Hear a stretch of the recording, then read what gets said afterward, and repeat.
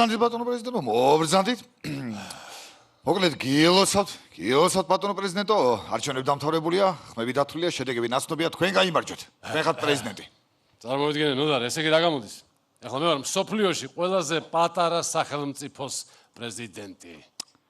პატარა სახელმწიფოს დიდი პრეზიდენტი. მეცეთ გავიაზრეთ? აი ესეთ. ჟღერს ბიჭო. ჟღერს. რა თქმა უნდა, ბატონო პრეზიდენტო, მე მოვიფიქრე და მადლობა ნოდარ, მადლობა. დიახ. შენაირი მრჩეველი მე მომყოლოდა, მე ამ გამარჯვებას ვერ მოიპოვებდი. რა თქმა უნდა ბატონო დიმა, რა თქმა უნდა. ჩვენ ხო ფაქტიურად ერთმანეთისთვის ვართ გაჩენილები ბატონო დიმა. ხო, ეხლა ეგ მე გავიაზრე და ცოტა ზებედი მოგივიდა, მაგრამ არაშის. დიახ. ხო, რა გამოვიდა საბოლოოდ რამდენი პროცენტი ავიღე? ოპ. რამდენი პროცენტი და 87% ბატონო დიმა. ანუ რა გამოვიდა რომ ამომრჩევლიდან 100 ამომრჩევლიდან 97 ადამიანმა თქვენ მოგცათ ხმა ბატონო დიმა. ხო, შეგო 101 ამომრჩეველი ყავს. ყავდა ბატონო დიმა, მაგრამ 101 რო იყო, მიჭირდა ეს პროცენტების კარგად გამოყვანა და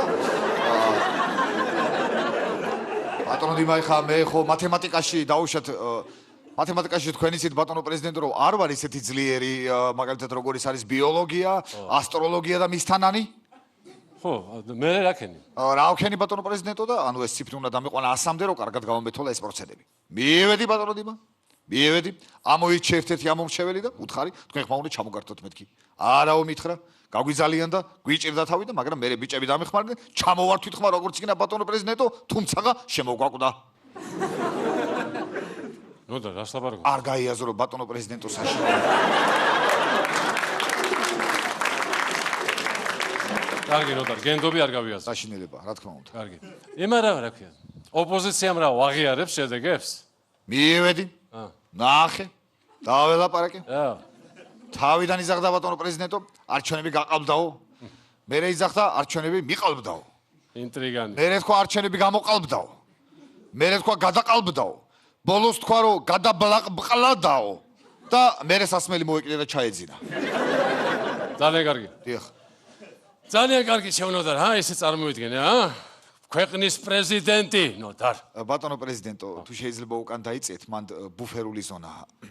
რა ბუფერული ზონა, ჩვენი საზღვარი იქამდე არის, ხო გასა? ბატონო პრეზიდენტო, არის რო გავიყვანე ხლავე რა. თუ შეიძლება უკან დაიწეთ, ბატონო პრეზიდენტო, იცით რა არის? იყო, მაგრამ სამწუხაროდ ეგ მეზობელი აგვიჯანყდა. რას ლაპარაკობ? აბა. კაცო, ჩვენ ეგენი ხო ცემეთ ჩარჩან. ცემეთ კი არა, მაგრამ ცემეთ ბატონო პრეზიდენტო. ფაქტიურად გაძოყნის თოლფასი იყო რა ჩვენი მათ გავუკეთეთ. მაგრამ ეხლა რა გამოვიდა? მოზლიერდნენ და ჩვენი გაძოყნა უნდა დაკეთ. მე ეხლა რა მდგომარეობაა? უკან დავიხიეთ ბატონო პრეზიდენტო. მეტნი არიან ბატონო პრეზიდენტო, იმა დიდი ჯარი ყავს, 7-ნი არიან ეგენი. მე რატომ ხარ შენ ჩემი მრჩეველი? მიჩიე რამე. გიჩევ ბატონო პრეზიდენტო. აბა მიდი. მე გეტყვით ესეთ რაღაცას. მოკლედ ვიფიქრე და გადავწყვიტე.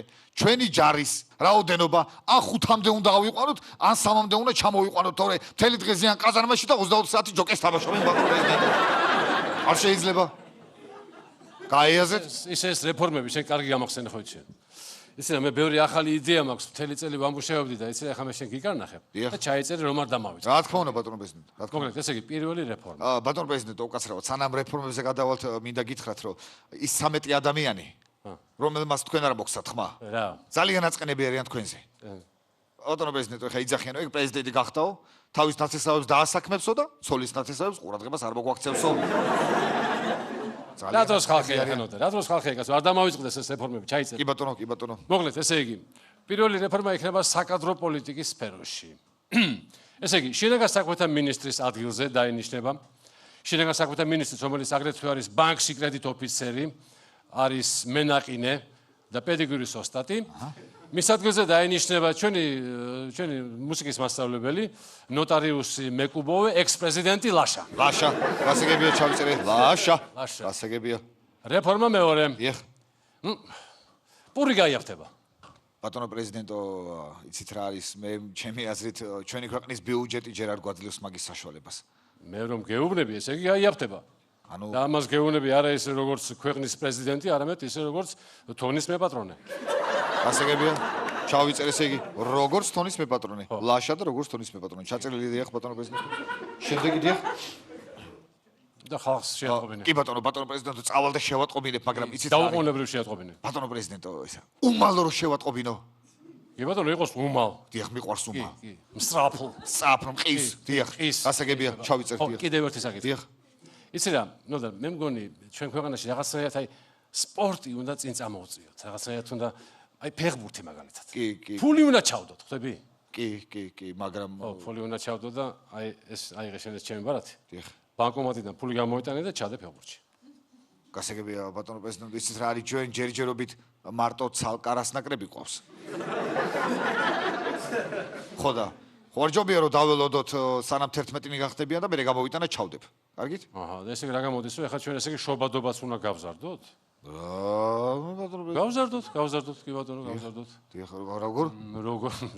შენ მაგალითად ეხლა ცოლი ხომ არ ყავს? არა ბატონო პრეზიდენტო. მოდა მოიყვან ცოლს. ვინ ბატონო პრეზიდენტო? როგორ თუ ვინ? თელ სახელმწიფოში ეხლა ერთი ხალი არ მოიძებნება ესეთი შენ რომ მოგეწონოს. აი ეს მაგალითად. არა ბატონო. შეხედე. არა, არ გამოვა. შენ არ გოგო. ბატონო პრეზიდენტო არ გამოვა. მე რო ცოლი არ მოვამდეს ეხლა. ბატონო პრეზიდენტო, მამამისი იყო ხმა რომ ჩამოვართვით. ხო, არ გამოვა ეგ, არა. და გვერდზე რომ იყო ეს მეორე? იმასაც ესე ბატონო პრეზიდენტო, ეხა უფროს დაზე თუ არ გამოვა, უმცროზე რატო გამოვა? ეგეც მართალია. ნუ რა ვქნათ, მაშინ იქით რომ ნახოთ. იქით გავიაზროთ მართლა. გავიაზროთ იქით. დიდი ხანი არ გამიაზრეთ. წამო გავიაზროთ. გამოიაზრეთ ბატონო პრეზიდენტო. ჯერ მე გავიაზრეთ, ჯერ მე გაიაზრეთ, მე გამოვიაზრეთ. ბატონო პრეზიდენტო, ესე რა არის?